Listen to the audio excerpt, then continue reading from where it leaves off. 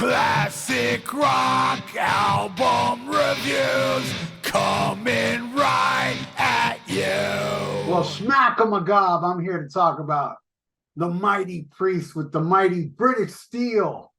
Came out in 1980. Now, I'm more of a fan of 70s Priest, but I love this album. In fact, I don't think they made an album better than this since. Still, I love Screaming for Vengeance, Defender of the Faith, Angel Retribution.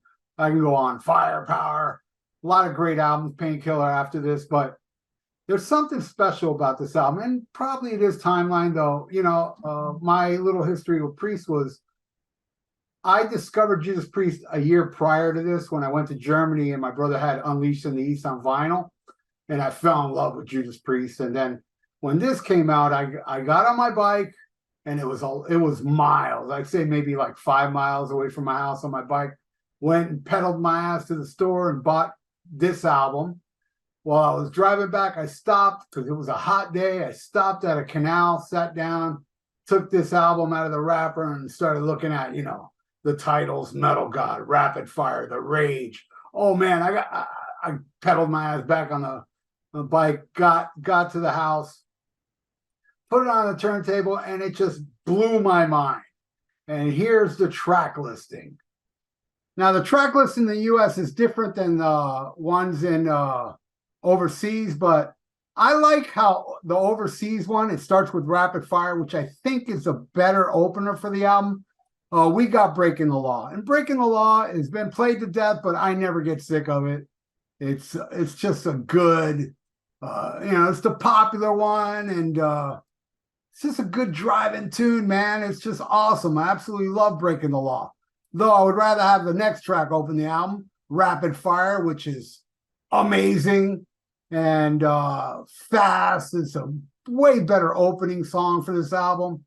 And it just rips, man. And I love when Halford does that fast, you know, singing on it, and just rips.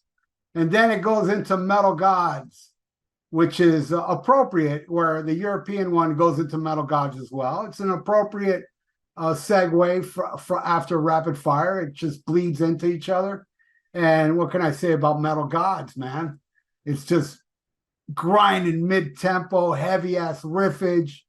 And it does have like the visual of like the Metal Gods, you know. And, you know, I have the making of how they put like knives and forks on a tray to make that noise where it sounds like, you know, it's walking. It's just, my God, I love Metal Gods. It's a song about all of them, not just Rob Halford. They are all Metal Gods in this band. Now, here's the thing. The next song in the U.S. is Grinder, but in Europe, it's Breaking the Law, and that, to me, is blasphemous. I am so used to hearing that riff from Grinder right after Metal Gods, and hearing Breaking the Law is just not the same to me. So there's good and bad on both versions, you know. And Grinder, what can I say? That solo Tipton does is amazing. Grinder looking for me. Yeah, you can come up with your own conclusions. My conclusion is this song rules. It is an epic tune. I absolutely love Grinder. And then it goes into the most hated one, United, which, God, man, call me crazy or timeline, but I love this song, United, man. It's kind of like Take on the World Part 2, but I think it's better than Take on the World. You know, it's a song about unity, man. All this, you know, the headbangers, let's get together, unite and make it strong. And, you know, a lot of people back then did unite and make it strong. You know, this is a great anthemic tune that I absolutely love. I have no problem with it, but I know many of you do. And that's your deal. Good for you. Well, bad for you. You don't get to enjoy it. I do. All right, we flipped the album over to Living After Midnight, another song that is played to death, but I love it. I don't get sick of it. It's another good anthemic song. It might have been the first single of this album, or maybe it was Breaking the Law. I don't know. I think it was Living After Midnight. But I love it. I love this song. It's just a good commercial metal tune. And then it goes into You Don't Have to Be Old to Be Wise, which is, you know, it's a great song for the youth, man. When I was a little kid, hey, man, I'm wise, even though I wasn't wise. but I thought I was wise, and Rob was telling me I was wise, though he was wrong. But either way, it pumped me up.